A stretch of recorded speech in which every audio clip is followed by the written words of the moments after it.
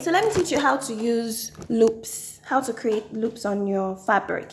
So this is something I've done, but I used grommets. So I don't know if you can see it. I use grommets instead. So I want to teach you, and this is the closure at the back. So it has a closure at the back. Can you see? This is it. So I want to show you how to do loops instead. Right? So it's very simple. So assuming this is our center back, right? This is the center back. You're going to place it together, and this is where you're going to have your facing, and then you have one loop coming here and one loop coming here. So let me teach you how to do it. So assuming this is the center back that you cut, right? You're going to, so this is the fabric. You're going to measure and leave out half inch here, so that you can turn the closure in. Even if you're not going to use closure, you're going to have to turn this place in so that it's neat.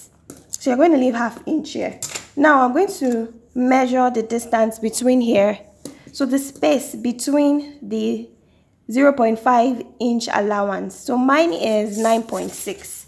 So what I'm going to do is I'm going to divide it by 4. It depends on how many loops you want. If you want 12, 10, just divide the space that you have, this space here, by the number of loops that you want. Now I want 4, because I've cut this and it's 8. So what I'm going to do is I'm going to divide that space, 9.6 by 4. And then I would have about, so I'm putting in here 2.4, 4.8, and 7.2. Okay, so let's get started. So this is how I'm going to do it, right? I'm going to place one here above the space, and then I'm going to use pins to pin it.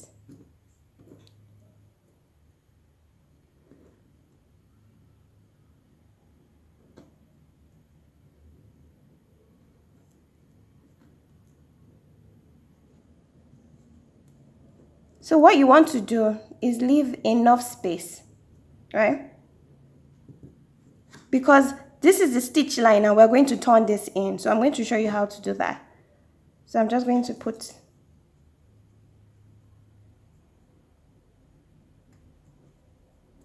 right? So this is for one. Let's move to the second one. The same method and the same space, right? I'm putting one here. I'm putting the pin, and then I'm turning it in like this.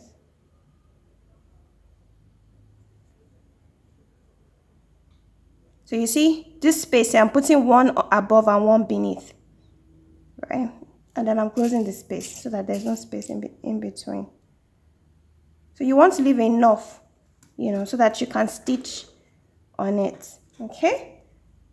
So I'm just going to finish up this side and then continue with this side.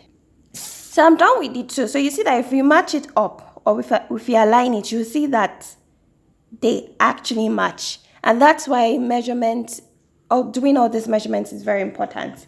Okay, so let me show you how I'm going to put my face in. So I'm just going to put my face in here, right? I'm sorry, my closure. And then I'll stitch. Okay, so I've pressed it. So the next thing is to place my closure, right? So half inch is left, and I'm just going to sew it. Then the other thing I'm going to do is going to turn this in, right? So I'm just going to I'm just assuming this is lining, right? I'm also assuming this is lining. So I'm just going to sew it and turn it in, so you will see how it looks. So this is what we have afterwards, right? So this is literally how it's going to look when you're done, right? So you can see they match, and so we're just going to use a string and string it.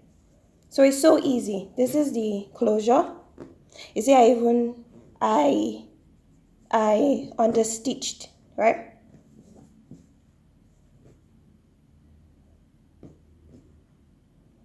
So we're just going to add the strings.